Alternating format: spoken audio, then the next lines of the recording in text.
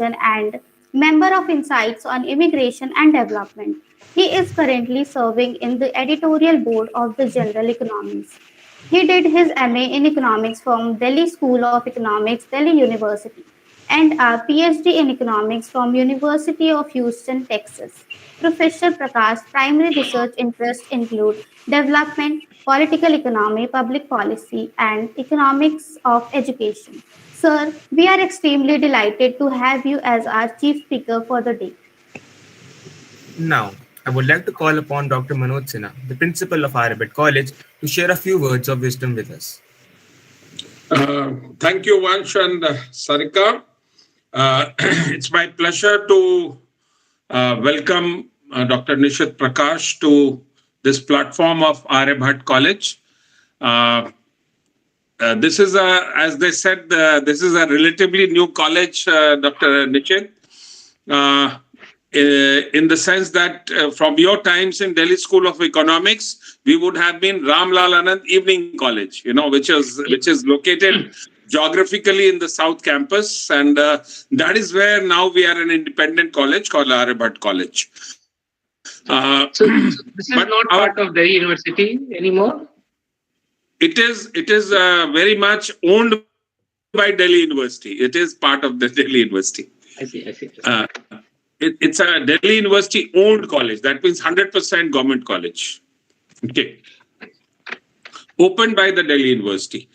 So that is where the evening, actually the policy changed and the evening colleges were being withdrawn and were made into independent colleges, and we took that opportunity and turned ourselves into a full-fledged college in 2014.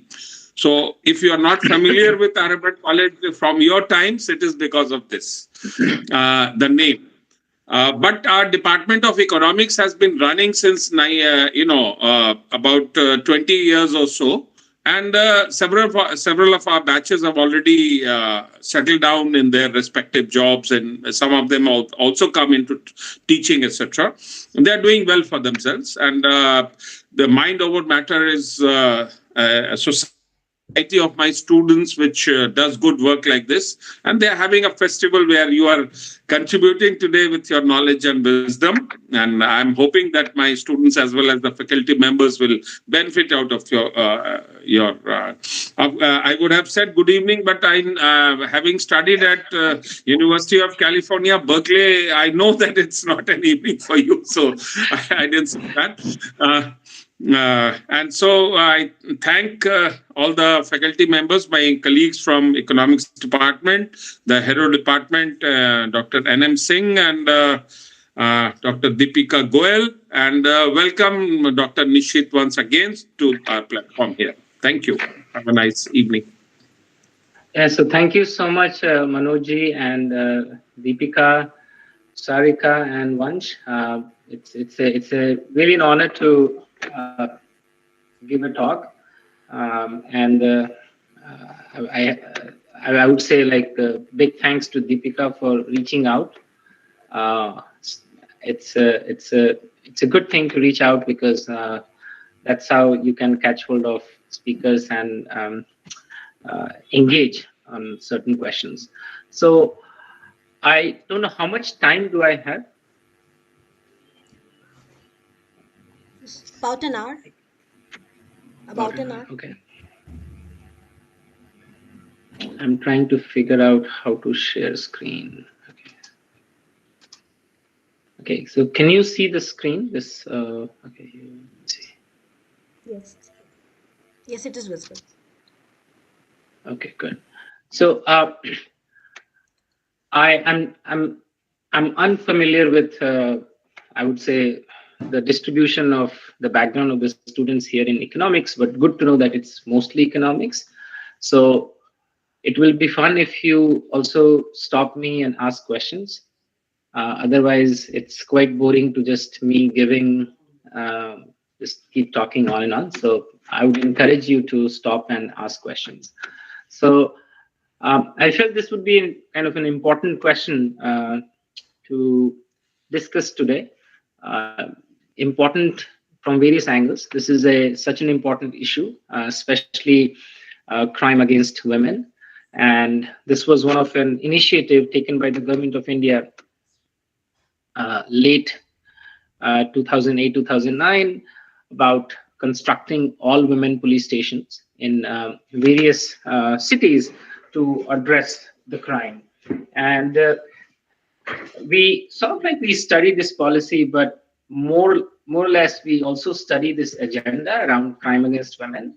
I'll try to like bring some examples from my current work. I don't have slides for that yet, but I'm going to talk about what we do in this paper, why we do this, and what we find.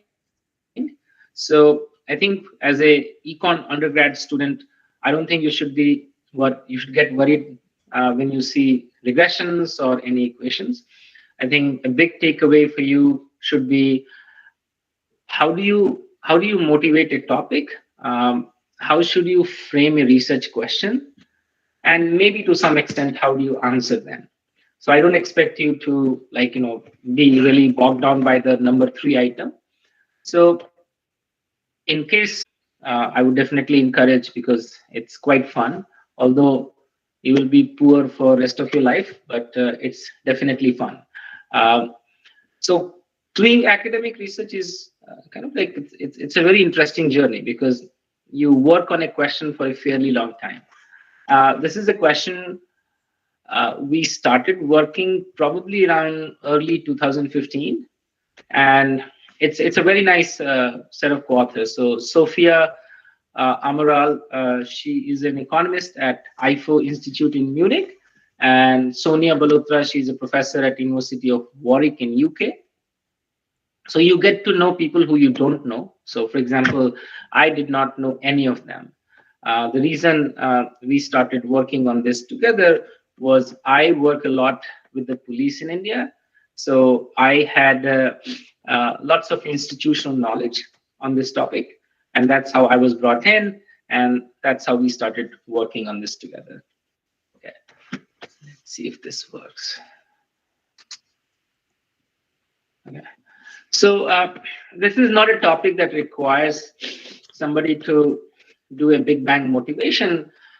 Gender-based violence, it's a pretty big issue, and why it's important is it basically cuts across boundaries of race, religion, culture, age, gender, economic wealth. So if you pick any country and you start talking about gender-based violence, you will realize that many of the underlying challenges are actually quite similar.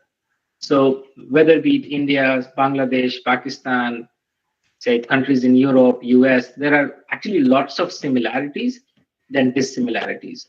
It's very pervasive, like almost one of the recent survey, or anytime there are surveys, almost 1 in 3 women experience some form of gender-based violence. Some form means it could be kind of more of in terms of sexual harassment, it could be something more serious as intimate partner violence, but some form.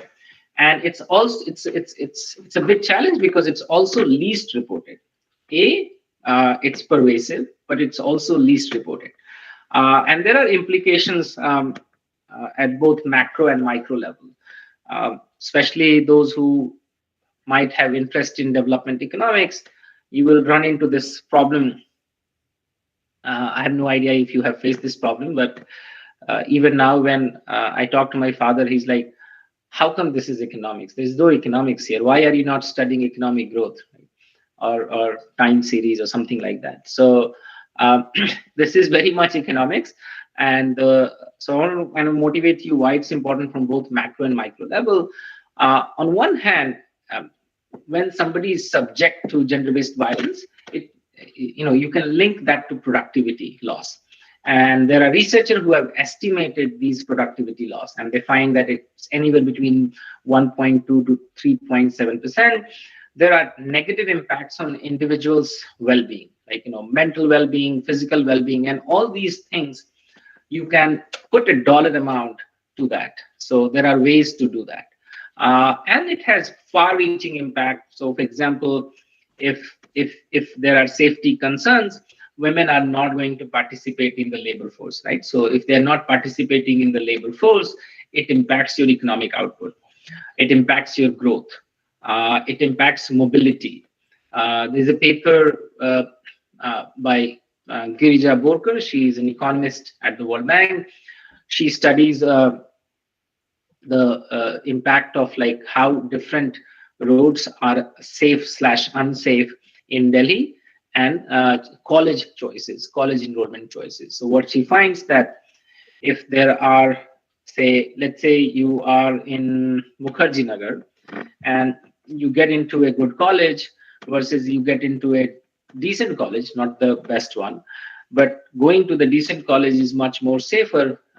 Women make those choices. So there are lots of papers, and new papers are coming up because people have, there are many donors who are now giving money to study these topics, because these topics are really hard to study. Most importantly, because you need some specific data set, and you cannot rely on the data set collected by, say, India collects National Sample Survey. There are like few other surveys that Government of India collects. To study this, you need a very different data set, and for that, you need money to collect these data sets. So now there are donors who are actively, like, giving resources and funding to study these topics. It's kind of like one of the top priorities for the UN. It's considered to be one of the major barrier to the achievement of the 2030 agenda for the Sustainable Development Goals. And there are many policies. That's the good news. There are policies to addressing these problems. And interestingly, some have good results, some have not. But overall, it's really important to study these policies so that you can, in some sense, make well-informed decisions.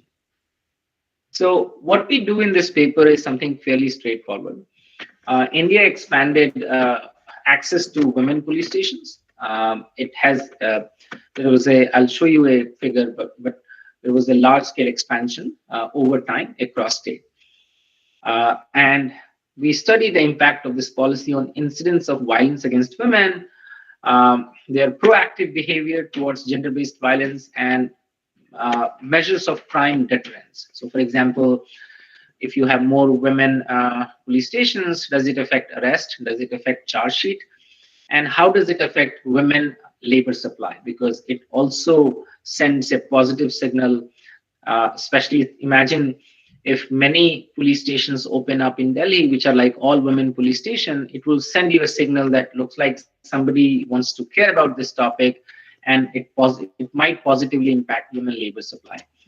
So what's interesting about women police stations, they are designated police stations that only deal with violence against women and typically only employ female officers. However, an obvious question is, in most places, you really don't have more than 7 to 8% female officers at this level, which is sub-inspector, inspector, and assistant sub-inspector. So I think that's another question that the government is trying to address by hiring more women in the police.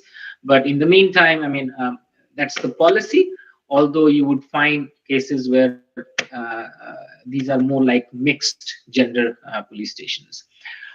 This is not something specific to India. So Brazil, Ghana, Peru, South Africa, and Uganda, they all have kind of used very similar policies to address this. And there is limited evidence on the effectiveness of such policies across the world. So we are going to kind of answer these questions in the context of India. So what do we find? It's just like giving you a summary of the main results. We do find that when you roll out women police stations, it leads to almost 29% increase in reporting of total violence against women. So this is a 29% more reporting of crime, which doesn't always mean more crime. So we in this paper, or anyone who works in this literature, you face a very crucial problem. How do you separate reporting from actual crime? Because somebody could say that, well, if more FIRs are being registered, it could just be the case that more crimes are happening. How do you say that this is just reporting? So that's why in this paper, we do quite a bit of kind of back and forth to make a point that this is reporting and not increase in crime. We find modest improvements in few measures of deterrence, like arrests. We find significant, and this is quite relevant, that we do find positive impact on female labor supply. So more female participate in the labor force. So if you're not familiar with the women police station, just to give you a summary, first women police station in the world was opened in 1973 in Kerala, not anywhere else. Then this is recommended by, there was a commission that was set up in 1975, 76, and they had a report. The way it functions, or at least on papers, it only employs female officers. Police station, or you can call it the SHO, is a female, only handles crimes committed against women. These officers, of course, will have similar qualifications. These openings are usually advertised, and information on women police station and contacts of stations is also online. This is a picture of actually a very, very fancy, or sort of fancy police station in Patna, in the capital, Bihar. So this is, as you can see, this is widely mentioned. There are billboards, there are advertisements. So people are aware about women police stations. It's not as if awareness is a problem. So there's something interesting if you look at this figure carefully.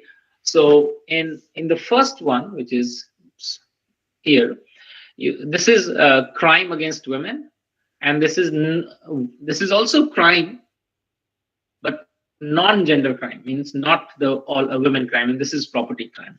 And you will see a very stable kind of a trend here. However, when you look at crime against women, you see a certain jump around 2005, and then it kind of keeps going. And this almost like, to some extent, it coincides with women police stations.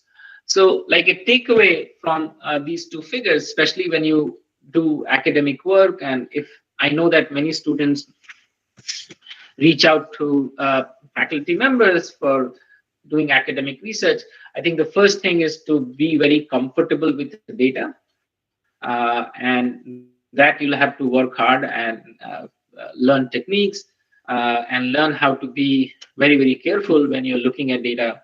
And the best way to kind of learn is also visualize things. So data visualization is quite important. And now there are many online courses about learning these techniques. So I highly encourage you guys to invest, because there are not just returns in terms of research, but there are also returns in terms of job market. When you apply for jobs, you do have very high returns or slight edge. So this is the picture of women police station in 2005 and 2013. And you can see that many states, Tamil Nadu is an exception because it had tons of women police stations. And then you see this in UP, Bihar, like, kind of more women police station opened up by 2013. So do you have any questions right now? I mean, it might be a good idea to pause and make sure that everybody is on the same page. Any question? Yeah, hi Varsha. Hello. Hi, sir. Since you were giving a background of your research, I just had one question. Since we're talking about gender-based violence, I wanted to understand how in your research you'd operationally defined it. And because, I mean, I come from psychology background, and I doubt whether within Indian setup we've included mental harassment into the process of violence or not. So, what definition did you adopt for gender-based violence in your research? So that's a great question, and thankfully I do have an answer to that. So in these cases, you have to be very careful about definition, because that's quite important. And the most legit way is to not come up with your own definition. So we rely on the Indian Penal Code to define what these crimes are. So it's very important to stick to how things are defined in the Constitution, in the CRPC, and in the IPC. So you don't want to come up with your own definition here. Yes, you can definitely in the research, you can definitely come up with your own things, but you don't want to make it the central piece of it because it's quite risky. Is that okay, Varsha? Mhm. Yeah, the definition that you adopted within the Indian Constitution, I just wanted to ask, did that include any components of mental harassment as a part of violence, or was it only No. physical? So these are various, like lots of categories. It's not just, so different forms of physical violence, sexual harassment, kidnapping. So basically, there's a whole category called like crime against women. So you're sticking to that IPC. And I don't think the mental part, I have seen an IPC yet. It might be clubbed together as, I'm forgetting, is it 398 or like there is one category that that covers many aspects of crime against women, so it could be clubbed in that, but I don't think I have seen a separate IPC for this, unless I could be wrong, but I'm not aware of that. Do you know if there is a separate category for this? I don't think so. It's there yet, but it should be there because physical violence is only it's just the outside of it. There's a lot of harm which is being done internally to women as well. Yeah. So one way you could approach this is, suppose like as a researcher, I'm doing my own, like let's say I'm not using administrative data, I'm collecting my own data, right? And if I'm collecting my own data, I could very well try to measure mental harassment. And there are two ways, and since you have a psychology background, there are many standard tools to measure outcomes. Yeah. So either you kind of stick to a tool which has been validated and tested, or you come up with your own tool and be ready for criticisms. But that's how we advance knowledge. So you could do that when you are collecting your own data. But in this particular case, we are literally relying on the National Crime Record Bureau, which provides most of the data set on crime against women. But these are like all IPC based, not the kind of you're talking about. Okay. Anyone else has a question? Okay. So let me quickly talk about. One more question. I'm sorry. I just wanted to know when we were trying to collect data about these women police stations, do they have like a counseling unit for women? Do they have like some place where they counsel or kind of pacify women? So Varsha, like a lot of women police stations have counseling on papers. Okay. So we don't validate where we have counseling versus not. So, but it's a very it's correlated with state GDP. So, for example, if you go to Tamil Nadu, if you go to Telangana, most of these police stations have well-functioning counseling centers. Some of them have something called like a one-stop policy, where you have the police station, counseling, and the civil court right there. So, but yeah, I don't know, since we have over 500 police stations, there's no way to verify that. But yeah, on paper, it should have a counselor. They typically have a counselor, but I don't think they have kind of the counselor that you have in mind. It could be some police officers who has some experience in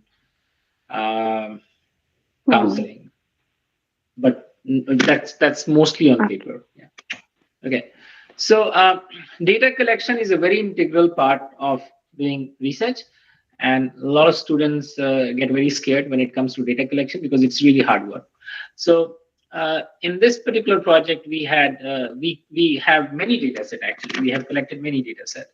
When I say collected, I mean some are administrative data where you just like buy the data or get the data and put it in a form that is useful to you. In some cases, you actually work hard to get it.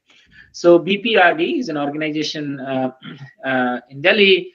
They are kind of the research unit of for the police. So they provide the location of women police station across India. However, it's incomplete, right? So they have it for most states, but in many cases it's missing. So what do you do when it's missing? You figure out your own ways. So you look for newspaper, you kind of reach out to, say, your friends in different states, and then you kind of make the list complete. So that was the kind of, this is the key part of the paper, is to get the data on women police station, and especially we needed the timing of it. Then we got lucky because there's a paper by Abhijit Banerjee and his co-authors. They did their own survey in Rajasthan. So they have collected pretty high frequency data from 152 police stations across 10 districts. So we got the data in particular to answer this question, which is about reporting versus actual crime. Then we have NCRB, so National Crime Record Bureau. It's actually really good organization in terms of the data set. They publish yearly data on crime by IPC. This goes back to question asked by Varsha. Once an incident occurs, police reports a crime, FIR is filed. These FIRs with IPC are aggregated by each police station, typically every month. And every month they send it to their SP office, and then once in a year it goes back to the State Crime Record Bureau, and then eventually it goes to the National Crime Record Bureau. So the National Crime Record Bureau is kind of the organization from where the data is in public domain, so you all can go and download the data set. In addition, we also exploit data set on arrests and charge sheet. So, and as I said, there are many other data sets that we look at. So in particular, when you are doing, when you're evaluating or estimating impact of something, you have to worry a lot about other variables or omitted variables. So a lot of these things comes from, say, Census of India, Election Commission, and then we also study women's labor supply using National Sample Survey, which I guess it comes in the news all the time. They are the one that collect data on various aspects every few years. So, and we look at results. I'm probably going to focus just on the city level analysis. That's the kind of the heart of the paper. We study the impact of this women police stations using this data from 73 cities over the period 2005 to 2013. And I'm going to show you results on violence against women and non-gender-based violence crimes, and then arrest, and a little bit on intimate partner violence and female labor supply. Okay, so now something that I usually encourage, like I would say, most of my PhD students, before you jump and start talking about what you're going to estimate, I think it's really important to conceptually think that, is it obvious that women police station, when you open it, it's going to have a positive impact on, say, or it's going to improve the situation, right? So an answer is actually not obvious. I mean, in this case, you could think about why it will have a positive impact, because when you have a women police station, what does it do? It, in some sense, decreases the cost of reporting crime, right? Because allows women to report a crime in a place where you have less stigma. The male police officers typically would quiz you more.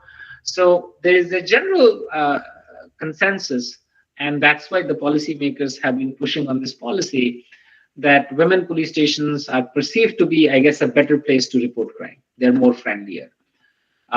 Greater female representation improves both quality and quantity of the provision. So there's two really good papers, one by Raghavendra Chattopadhyay, who is at IIM Calcutta, and Esther Duflo, and the second paper is by Lakshmi Iyer and her co-authors, where they study that how having more women politicians in India affects various outcomes. Why could it have no impact or a negative impact? So think about state capacity. So when I say state capacity, imagine, let's take my home state, Bihar. It has 40 women police stations, 40 or 41, I'm forgetting. So every district has one police station. So what it has done, it has definitely complied with the policy and say, yeah, I'm going to open one police station. But opening of a police station is not enough. You need to provide them resources. You have to train them. And if you don't do that, it's not going to have any impact, right? So that's my reason for no impact. Why might have negative impact?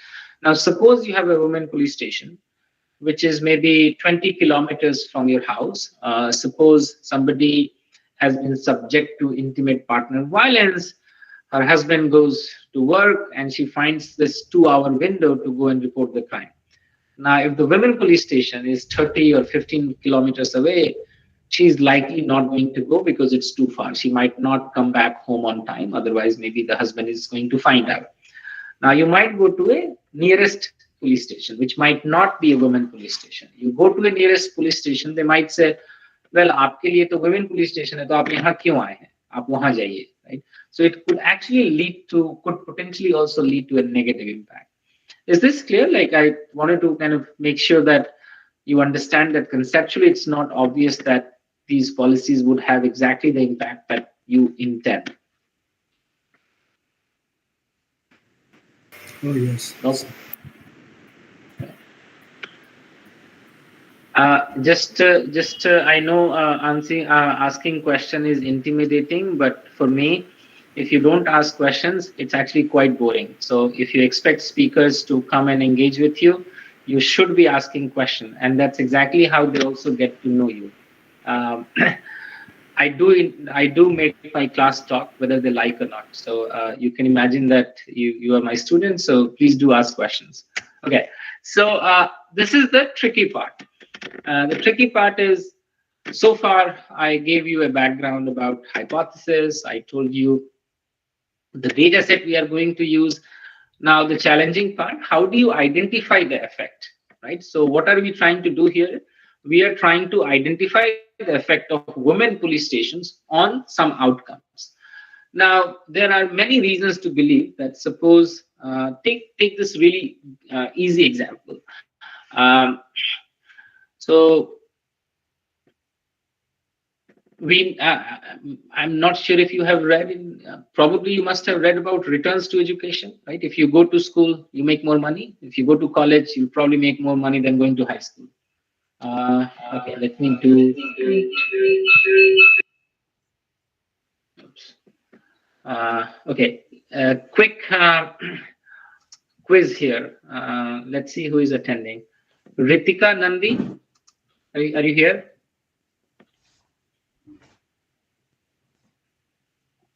Rahul Sood.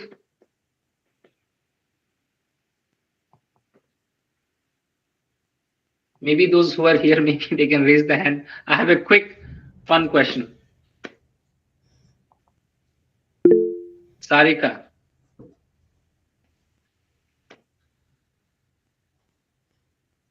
So, can you just switch on your video and then so that I know where you are?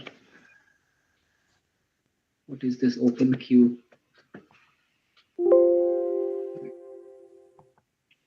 So, I think can anybody? some of you can just switch on your videos, please. Yeah, because Ashwin, Okay. Jatin, yeah. Okay, so let me ask a question to Ashwin. So Ashwin, you are in which year? I'm in second year. Second year. Second year. Okay. So, and after college, you'll be looking for jobs, right? Yes. No, sir. Actually, I will prefer for my masters after this. So, and after masters, you look for job? Yes, sir. Sure, sir. So, where do you want to work? So, sir, my first preference would be always to go for a government job, and after that for a corporate job, sir. And I would like to pursue in the economic field. Suppose करो कि corporate job की बात कर रहे हैं, तो मान लो McKinsey में तुमको काम करना है, ठीक है? Okay, sir. So if McKinsey तुमको hire करता है, so what are they going to look for in you? So, sir, the first would be that as McKinsey is such a great company, so they would be looking after my skills. They would be identified that will I be working them?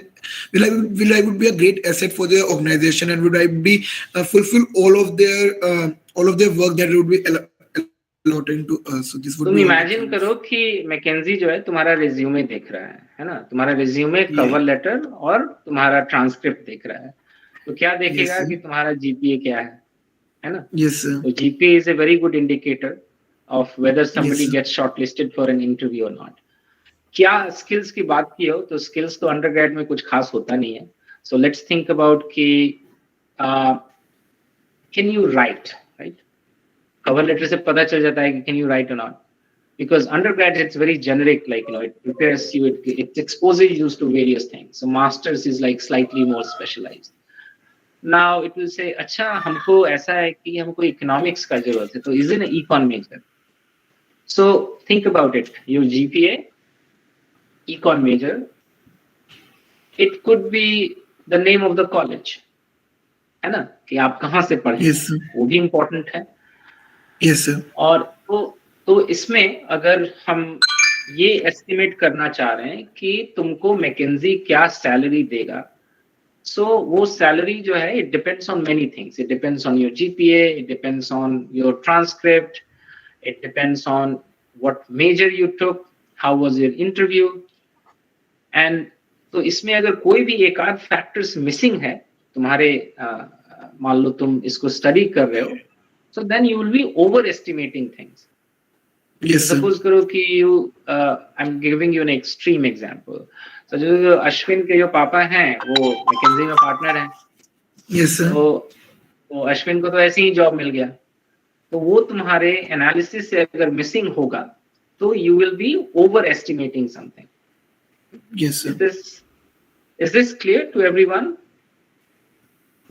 So Yes, sir. ये जो है, ये issue of identification है. It's about like how do you identify an effect and confidently say that this effect is driven by, say, Ashwin's GPA or Ashwin's major. It's a really, really challenging question in any research. And this is what we talk about identification, we talk about causality. So here, the identification is quite crucial. So how do you identify the effect of women in police station? Now, okay, so अब तुम बोल सकते हो, somebody can say कि women police station opened up in Tamil Nadu because Tamil Nadu is very proactive. They have like over 100 police stations. Bihar has only 40 police stations. Actually, Tamil Nadu has more than 150 police stations. So you might say that the government in Tamil Nadu is more sincere towards this issue. So that sincerity is reflected in large number of women police stations. So the placement of women police station is endogenous, means like you cannot say that it's an external shock.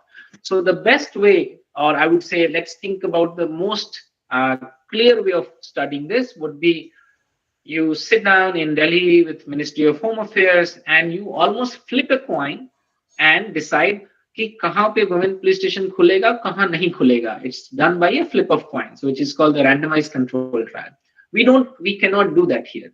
So we have to worry about many things: the timing of the police station, opening of the police station, क्यों खुला. So here, what we try to do is we try to do many things to tell the reviewers or the audience that, look, I understand that this is not done through flip of a coin, but it's very close to that. So we, in some sense, the example that I was giving you with Ashwin's example, you are making sure that you are controlling for everything. You're controlling for gender of Ashwin, his father's background, or his father's education, his transcript, his major, his spoken ability, blah, blah, blah, blah, blah. So you have to kind of control for these things. So यहाँ पे I'm going to skip some of these things. So I'm going to show you what we try to do here is. So here, crime is an outcome. This is an outcome that we try to study here. And the key thing we want to estimate is this. So we want to study the impact of women police station on crime. And this is the coefficient that we are going to estimate here. So let me show you the result. So this result is, this is the equation that we try to estimate. There are many things we try to control here, and it's important to control because if you don't, then this coefficient that I'm reporting is going to be biased either upward or downward. And so here, if you look at the first kind of column, so this only has two controls. So like rather than getting bogged down about what those controls means, think about adding two controls. You see the coefficient to be 0.53. When you add more control, it kind of goes to 0.54. But look at here in the last column. When you add many control, it falls down to half, or actually less than half. What does it tell you? that if you don't control for these things, or if you don't add these things in the regression, you are going to overestimate the impact. And overestimation is not a good thing. So you have to be very careful about what you're reporting and what measures have you taken to be more accurate. So what we find here is when you open women police stations, it increases reporting by 29%. So this is kind of the first main result. So I'm going to skip this one. Now, so this is all kind of crimes against women. Now we disaggregate this by various things: domestic violence, kidnapping, molestation, sexual harassment, rape, dowry death. And what we see is the impact is being driven by domestic violence and dowry death, and to some extent molestation. These are the three items in that big category that's driving your results. So that's the kind of the second main result. Now, as I said, that should women police station affect any crime that has nothing to do with women? Because I gave you this big bhashan on women police station only is catering crimes against women. So think about your hypothesis. Your hypothesis says that when you have women police station, it should impact crime against women, but it should not impact any other crime. Because suppose you go to women police station to report economic crime, they will say कि भैया ये तो मेरा काम नहीं है, आप कहीं और जाइए, आप दूसरे police station पे जाइए. So the design or the knowing the working of the women police station allows you to test for robustness. So you can think about this table as a robustness. So we look into non-gendered crime and we look into economic crime. On an average, we actually don't find any effect on these crimes, which when I say no effect means like these effects are not statistically significant, which is kind of quite comforting because this tells you that your underlying hypothesis is correct. Then I guess the one question left is like, what's driving these results? What exactly leads to more reporting? Is it the case that female police stations are more friendlier? So this is the difficult part of us answering this question, because we don't have our own data. We are using administrative data to answer these questions. So I cannot be 100% sure and tell you that, women police stations are more friendly. I cannot answer that question. But I'm going to kind of roughly provide you some evidence about the underlying mechanism. So here we are trying to disentangle two things: reporting from actual incidents. And this is a kind of a big problem in the literature. So here, what we try to do is think about murders, think about dowry death, think about accidental death. In most cases, if you look at the data or the crime, if you read the crime literature, these outcomes, it's almost like 99% of the times these crimes are reported. Means ki if there is a dowry death, almost certain people are going to report this to a police station. So ideally, you should not find effect of women police station on these crimes because there is no change. This crime would have been reported regardless. So the opening of a women police station should not find any effect on these outcomes because there is no change in the reporting behavior. So we don't find any effect on these outcomes. When women police station opens, any outcome where the crime would have been reported, we don't detect any impact. So that's and then I'm going to skip. Okay, now what I'm going to show you is do women prefer women police station, right? So that's the question, and this is where we are using the data from Professor Abhijit Banerjee's paper in Rajasthan. So this is only from one state. So what we find, it's you can just kind of ignore, but what we find is roughly 2 additional crimes gets reported to women police station because in Rajasthan we have access to general police station and women police station. So what we are seeing is as more women police stations are opening, roughly 2 more additional FIRs are getting reported in all women police station. Okay, so now we do a few more things, but given in the interest of time, I'm going to move to this important question: women police station and women labor force participation. Nishith, I have a small question. This is the Yes. data. Yeah. So can you just elaborate on your results on DID? I mean, what is that you have done using DID, and what is the kind of results that you get there? So the method or the so the all the results that I'm presenting you is difference in difference result. Okay. Okay. So every result that I have presented, because after doing all the robustness and validity, we move on and I'm going to present like almost every result is difference in difference result. Okay. Okay. Okay. Yeah. Thanks. So here is this labor force participation, and I think as I was motivating in the beginning, this is an important constraint for women and society in India. This is like low female labor force participation. It's actually a big puzzle. So India's female labor force participation is much, much lower than other countries with similar background. And it's a puzzle not just for researchers, but also policymakers. And there are papers that shows that how the fear of rape and sexual harassment in outdoor space or in public space contributes to this. So the idea is if you open more women police station, it's going to send a positive signal and maybe there is an impact on labor supply. We don't know that. So here we study, Deepika pointed out, like, so this is, again, a very similar setup. So you are studying the impact of women police station pre-post and in urban and rural, because many of these police stations are actually urban and not rural. And what you find is roughly 6.5% more women are likely to participate in the labor force after the opening of a women police station. So you find a positive and statistically significant impact on female labor force participation. So this is like a fairly important result because you are showing that A, reporting goes up, B, you're showing that it's driven by certain categories of crimes against women.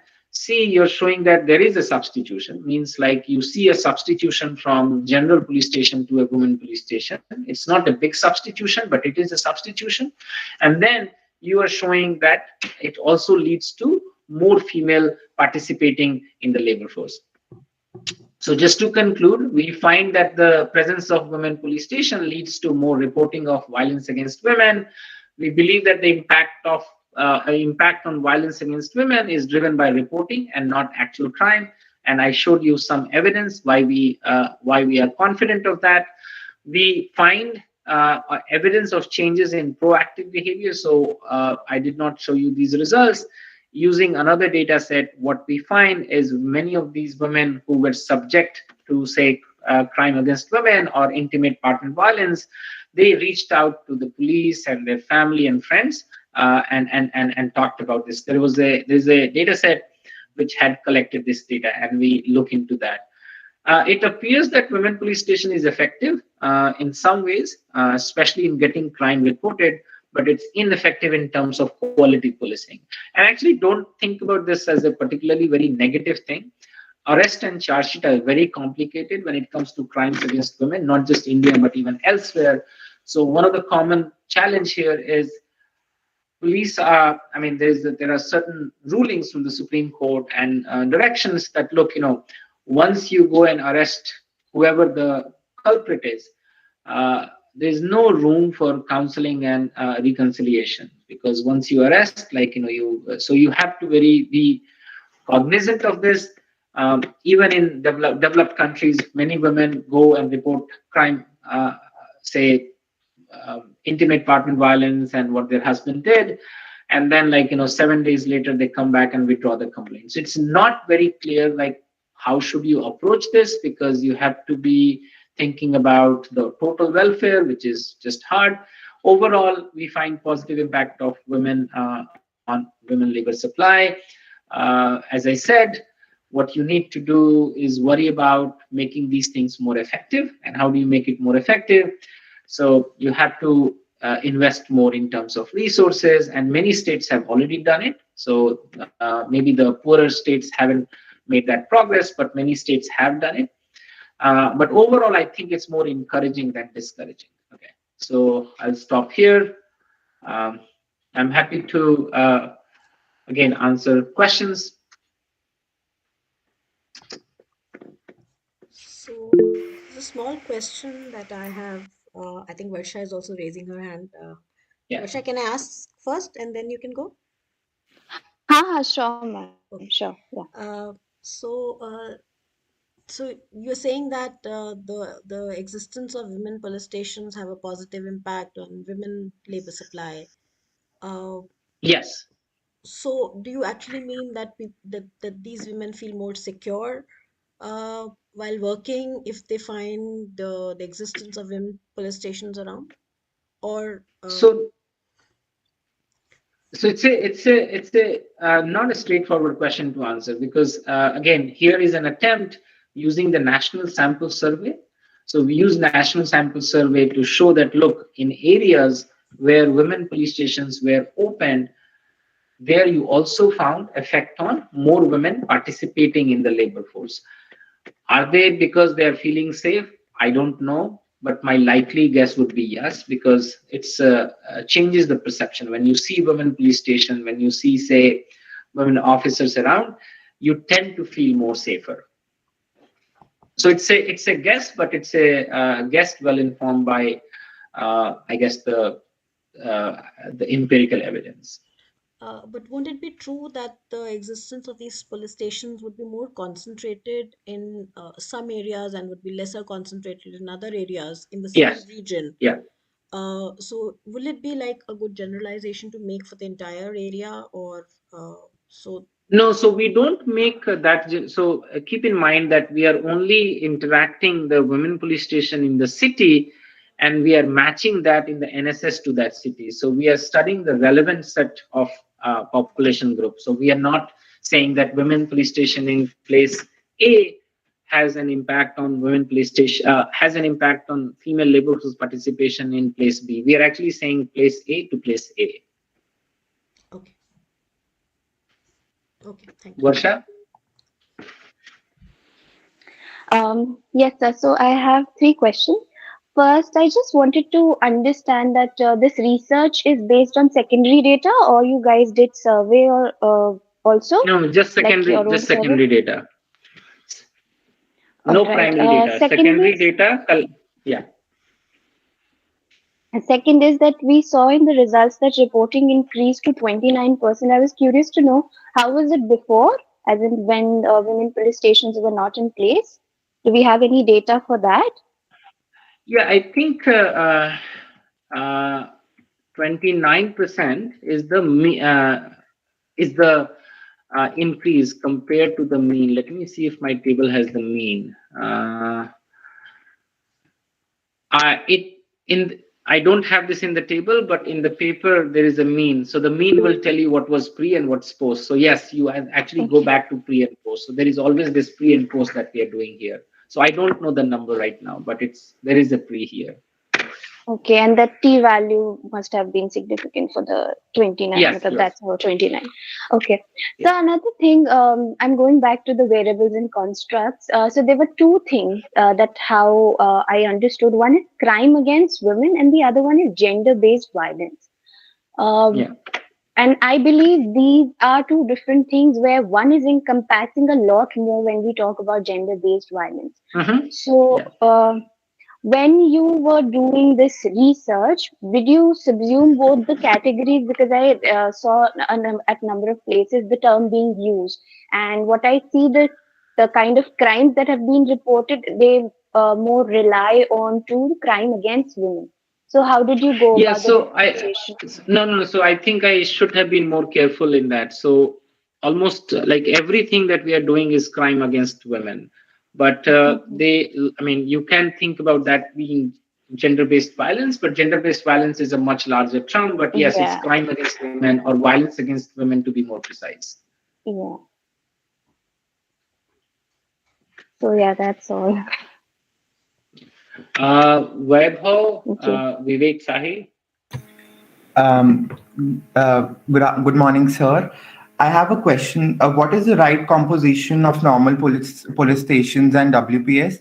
And also, how should the government spend its resources on the two? What should be the priority, and how should the government go about it? So normal police station would also have few female officers, because now there is a law that says that if a female comes and reports certain crime, it has to be handled by a female police officer. So law to ye bolta hai. Ab kitni jagah hota hai that it's very hard to say. So every general police station will also have female officers, especially like imagine if you're going to arrest a female, you have to have a female officer present. All women police station usually has all women police officers, and I'm seeing that more or less many states that I have traveled, they are complying with that. Now, how should they how should they invest resources? As I said, this is a topic, or this is an agenda to me, so I didn't get to talk about that. We just finished a very nice experiment, means randomized controlled trial in Hyderabad, where they have something very unique. They have something called She Team. So they send female police officers patrolling ke liye in public space. So jaise bus stop hua, malls hua, and if there is a sexual harassment, they go and basically arrest. And these police officers are in civil clothes, so that you cannot identify them. So our experiment, we worked together with the police and we experimentally varied कि कहाँ पे police uniform में जाएगा, कहाँ police civil clothes में जाएगा. So we wanted to study the impact of visibility of the police, and what we find that overall, actually the plain clothes police officers, they are not very effective, and it's the visibility that is very effective. And I think part of it is when you see a police officers in uniform, you're like, oh, यहाँ पे तो लगता है police है, so let's not do anything. We also look into the underlying factors. So we did a lab experiment. So we realized that identifying some of these crimes is really hard. क्योंकि मान लीजिए कि आप बहुत तेजी से crime हो रहा है, so you cannot identify that. So the training is a very big component. There's another paper, another of my friend who did this study in Madhya Pradesh. So what they did, he studied this women help desk. कि हर थाने में women help desk खुला. So that was also a randomized controlled trial, and he finds positive impact of women's help desk in Madhya Pradesh. So in terms of policy, you have two choices. On one hand, you have this choice of having all women police station. You have a choice of women help desk. Maybe you have a choice of making reporting of the crime easily accessible. So for example, Telangana mein, you have these officers who are basically on the motorbikes going from one place to another. आप कहीं भी पकड़ करके आप crime report कर सकते हैं. So where you're decreasing the cost of reporting crime. So I guess from the policy side, you should be really thinking about decreasing the cost of reporting crime. There's another way to think about this, something we are doing in Bihar right now. We are training male police officers to, you can think about making them more making them more empathetic to these crimes. So it's a very intensive 3 to 6 days training, जिसमें कि theater-based technique use कर रहे हैं to show them that look, this is how you're supposed to behave when a woman comes to report a crime. This is what you should do as a follow-up. So adding both technical and soft skills. So overall, I feel that whether you have female police officers or a male police officers, I think the big investment should be in terms of training. So I gave you a very long background, maybe speech to come to the answer, but this is my own hunch that I feel that the issue is not just access, it's also the training. So you will go to many police station, women police station, and you might not be talking to the most, I guess, sympathetic female police officers. So it's not obvious that just having the same gender, yes, it seems that the evidence suggests that. But if you think about priorities, I would rather say that I'm going to put my money in terms of trainings, in terms of A, behavioral changes, B, in terms of identification of the crime. So for example, Hyderabad mein, our team created many videos. So suppose karo ki ek video hai, jisme ki I'm making the crime very visible. जैसे कि आप किसी को बहुत ही गंदी निगाहों से घूर रहे हैं. So we created that video. Second is कि it's not very clear that you're staring at someone, because staring at somebody and making them uncomfortable is a crime. So we actually varied very like softer things. And then we varied the speed of the video to test these things in the lab. And we realized that you require a very different kind of training to be able to identify the effect. So I think training, making them more empathetic, soft skills are quite important if you want to address this, I mean, I don't know whether it will work or not, but at least like I have more faith in that. Thanks a lot, sir. Varsha, you have a question? No, I think Vansh has a question. Vansh, can you go ahead? Yes, sir, I have a question. So actually, I was thinking that can the government do something like creating a separate department for women police officers rather than opening separate women police stations, because to get the best of both worlds, like rather than just having women police officers in a normal police station, opening a separate department in each police station, wouldn't help it like in increasing the quality of the police work, while also ensuring that the women in the area have a reachability to like they have a reachability to the nearest police station where they have a separate department where they can report their issues. So again, like once these are very difficult questions to answer, right? Because these things work in a very complex way. I feel key the practical approach, if you ask me, given that I have been working on police and crime for last 10 years, I think you can't escape mixing. I mean, you have to mix. Matlab, segregation might be okay, but eventually think about many states now they are hiring more and more female officers using reservation policy. So Bihar may have 23% female police join kar li hai, as compared to India where it's like 8-9%. So mixing will happen. So you cannot avoid mixing. So I feel that there should be policies thinking about कि भैया mix तो करना ही पड़ेगा क्योंकि that's how reality is. You have to mix. Yes, you can keep something very separate, but I think when you create mixing, you lead to different set of challenges. कि अब male police officers जो है वो female police officers से direction नहीं ले रहा है. She is the boss. So the practicality says that you need to think about mixing and make it work like this kind of work environment more effective. But yes, I think for certain specialized things, I can totally see the merit that why you want to have something very special, very separate. But then you have to make sure there is a perfect coordination. जैसे बहुत थाने में जाओगे तो बोलेगा कि अरे मेरे पास तो गाड़ी ही नहीं है, हमको तो बगल वाले थाने से गाड़ी लेके जाना पड़ता है. अरेस्ट करने के लिए हमको फिर मेल पुलिस ऑफिसर लेना चलता है क्योंकि वो मेरा मान लो आप अरेस्ट करने जा रहे हैं जैसे कि ये सुन ही नहीं रहा है मेरा. So you have to kind of like, I feel that mixing is just something that you cannot avoid. Although you might think about for specialized things, have something special. Like, I would say what you're saying that I think it's valid, but for certain things, as a big policy goal, probably I have a feeling that it might not be the best idea. Maybe good idea in the short run, not in the long run. Okay, sir. Thank you so much for the answer. And I have another question. Like, do you think right now what is the bigger issue, the implementation of the ideas or the plans that are being put, like the working of the women police stations, or rather the availability of women police stations in certain areas? What is a bigger issue right now?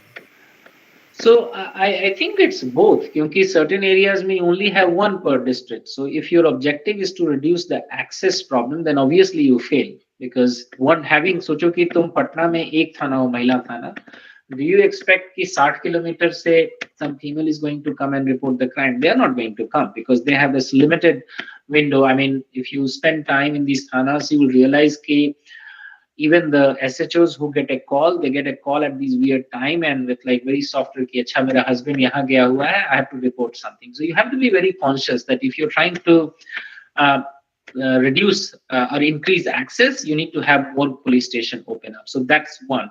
Second is you have to improve the working in terms of making it kind of like a really friendlier place. So for example, I have worked in 3 places, Telangana, Madhya Pradesh and Bihar.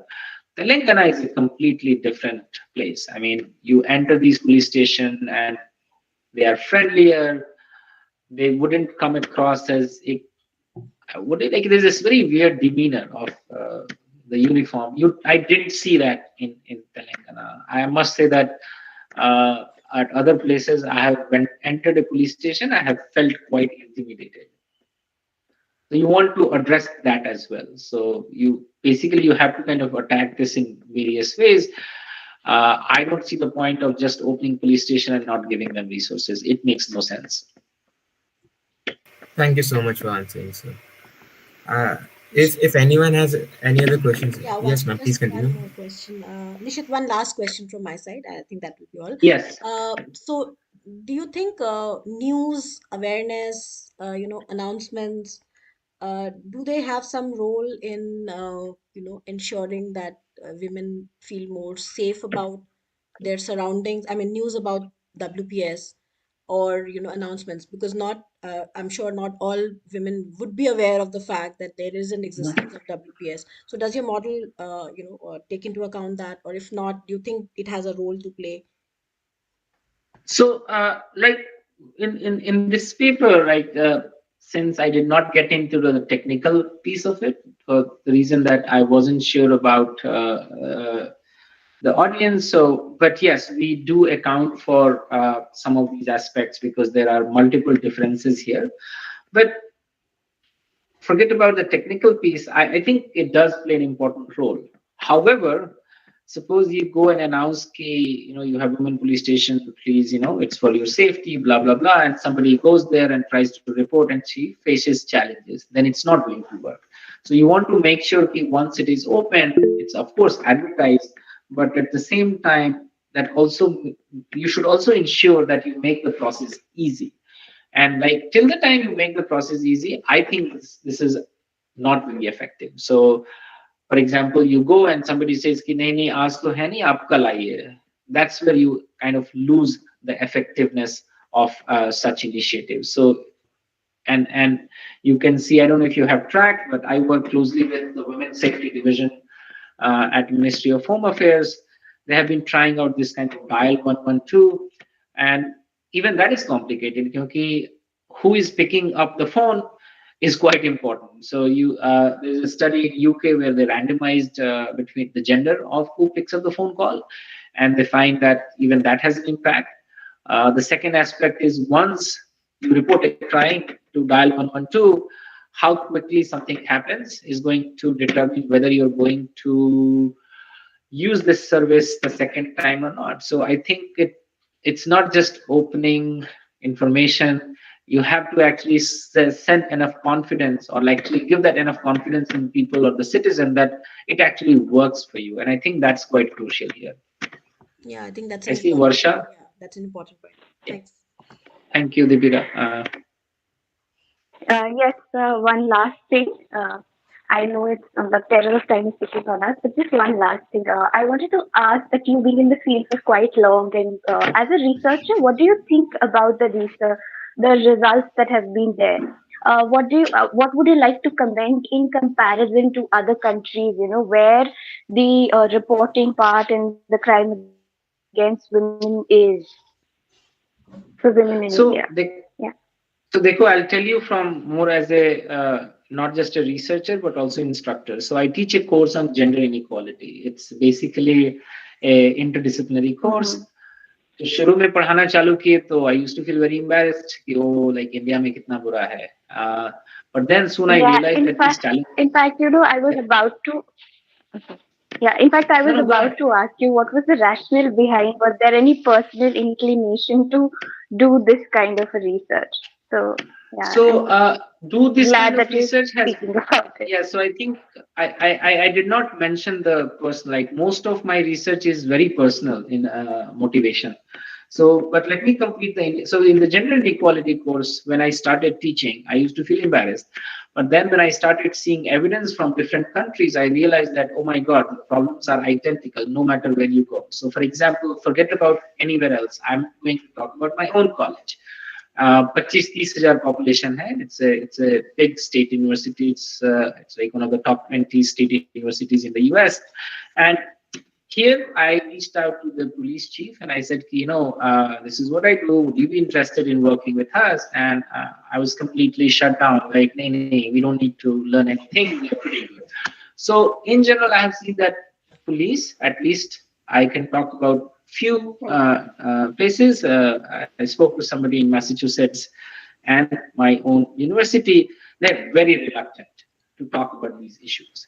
And I feel that actually police in India is more reluctant to engage with researchers. I have had totally opposite experience. So I feel good that at least they are open to engaging with researchers and thinking about what can we do jointly, what can we learn together. Now, that's so. I have another co-author. I mean, the one that you saw in the list, Sophia. So Sophia works in UK. Sophia works in Germany, and we have another co-author, professor. Her name is Maria Michaela Shivashi. She is a professor at Princeton. She works in Peru. It's identical. The challenges are identical, and I think that's the kind of something to me was very, very eye-opening. I was like, wow, I had no idea that these things are so similar rather than dissimilar. Second, about the motivation behind many of my research questions, I grew up in a household where my father was in the Indian Police Services. I saw many things very closely, became very curious about like why certain things happen in certain way, why they don't work, why even if there is a big push from the top, why it doesn't happen at the bottom. So yeah, I have been very interested in this question mainly because I have seen things very closely, and there's a strong desire. And I keep trying different things. Like Madhya Pradesh, mein we did an experiment with the police, ki jahan pe we evoked guilt.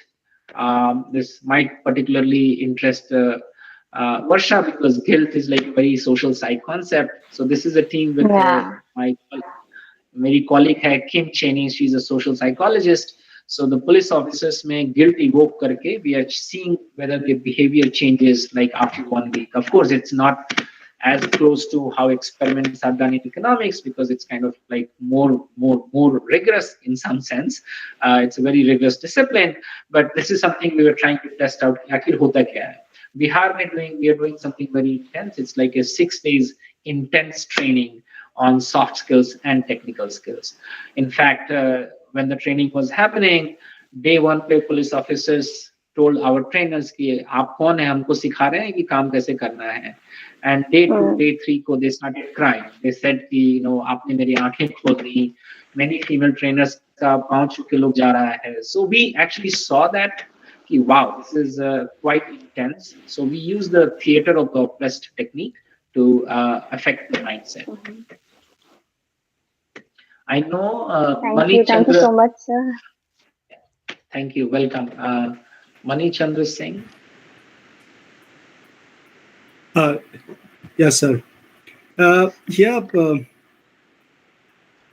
do you think about the role of the NGOs and the civil societies, both in terms of effectiveness relating to the workings of the police stations? Do you have any, in this context?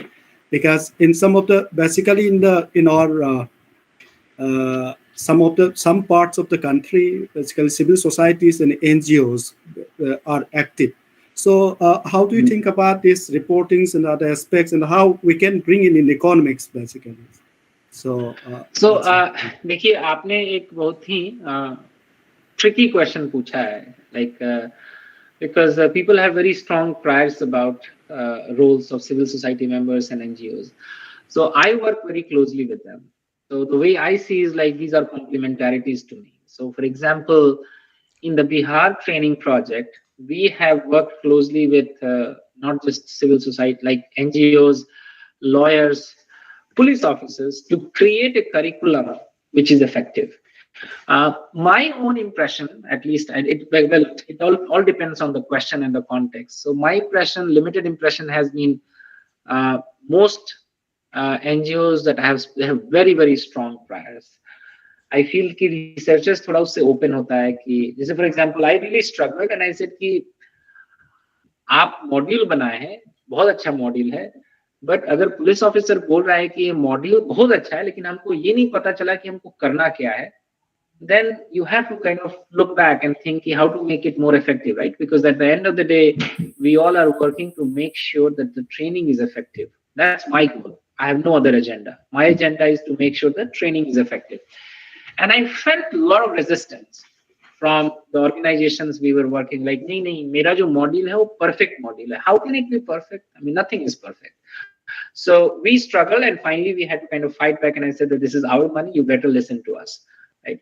So we made sure that the training, so what we did, we sat down with many police officers, because the police officers said, your training is beautiful, but at the end of 6 days, I don't know what to do. So then we created this input-output matrix. And I remember I was, I reached out to my dad and I said that, then he said कि तुम तो कुछ लगता है सीखे ही नहीं हो, police को जब तक बताओगे नहीं कि करना क्या है, वो करेगा ही नहीं. So you have to create this input-output matrix. So we actually work very together with police officers to say कि ये जो सिखा रहे हैं, ये outcome है. And that was amazing because they said, okay, now I understand कि कोई महिला अगर थाने में आ रही है तो करना क्या है. But when it comes to reporting, I think about these other organizations or NGOs and civil society members to be a facilitator, right? Be kind of act as a complementarity, not as a substitute of one versus other. So I think when you think about complementarities, then the effects can magnify, means the good effects can magnify. So that's how I see their role in terms of awareness, in terms of also teaching to the police officer कि भैया कोई आ रहा है तो you should know how to talk, right? Because think about, so 70% of the police officers in Bihar in 10 districts where we were working, 2,400 sample, 70% of them have some sort of a gender-based violence. Gender-based bias. They have these biases against women. So some SPs were saying, thank God, 100 ka 100 nahi nikla. So they were just happy कि 7 out of 10 nikla. So that's the reality. So, and I think that many of these civil society members could engage with these police stations and maybe provide training, give them, I don't know, give them some resources and basically ask them that how can we help you? So we have also created a very nice simple booklet, Madhubani painting use करके, to show them कि ये हो रहा है तो ये करना है. So we are basically kind of reinforcing things in various ways, not just training, but also these visual description जो थाना में kind of चिपकाया हुआ जाएगा. तो I think that's how I see the role as complementarities, not as substitute. Thank you, sir. We have shared a feedback form in the chat box. I request everyone to please fill it. Thank you so much, sir, for your presence and wise words that help magnify our cause in the best possible way. I would request Dr. N.M. Singh, convener of our Economic Society, Aryabhat College, for concluding the session with a vote of thanks. Yeah. Sir, we're very, very thankful to you, Sir Nishith Prakash. It is basically when we just have a look to the topic, it was something like it's relating to other subjects, not related to the economics. But I feel very happy, and also other people must be students. I mean, those students keep on listening, and they also must be realizing that here is in economics does not necessarily means that it's always their GDP, always their productivity, but productivity also can relate all those aspects. So in that way, I think what I feel very happy feeling is that, and also all of the students and my colleagues who have listened throughout this session, is that there is something which is basically seems to be really a new kind of landscape, new kind of, is something really new. So in that way, we can, in economics, we can do, bringing various areas in whatever happening in the society can be bring into the economics stream as well. That way, we feel very, very, I mean, we are really gratitude to you. We are really honored that our students, who have been here for throughout the session must be, realizing that there is many things that as economics honors students can do. And the way Sir has presented, like starting from starting from how do you how one can do the research methodology, then you also talks about what are the motivations. That way it will be helping the students to write research articles. And and coming to the gender-based violations, how it is relating to various economic concepts like productivity, women participation, mobility, and police, how it is the role of the women police stations in India. I think that from all these aspects, the study, the whole of the presentations you have made, it's really, really enlightening. Not only enlightening, it's giving some kind of what I feel that to me at this very clear idea that yes, this is women's police station. Certainly, it is important, and the sir is and your whatever the associates which has been associating with you must be has done a great job. Basically, that's what I feel. Thank you, sir, so much. I also would like to thank our principal, Manoj Sinha sir, who has been always giving us, help to us. He has been patroned in any kind of work that economics department and our economic society mind over the matter propose, and this one. And I also would like to thank our seminar coordinator, Dr. Deepika Goel. She has been constantly working really hard. I also would like to thank our economic society mind over the matters members, executive members, and also those has been associating with organizing this 3 days annual festival, economics festival, which is happening from 25th of 25th means from today to 27th of this month. And I also would like to thank all the participants, students, because without them, this webinar cannot be successful. And I also would like to thank Barsa. Barsa is she's really active in not only here, but what I feel is also keep on active in many aspects. So making it more lively, I think, making it more lively. So in that way, I also would like to thank Barsa and other students who have been engaging, which otherwise it would have been much what we call boring, but it has been so lively. It has been so lively. I would like to thanks all for this making this session so successful. I feel I should be remembering, that it's just something like I thought it is something like mango, but it just turns out to be orange. So in that way, I feel very happy. I hand over this to our mind over the matter.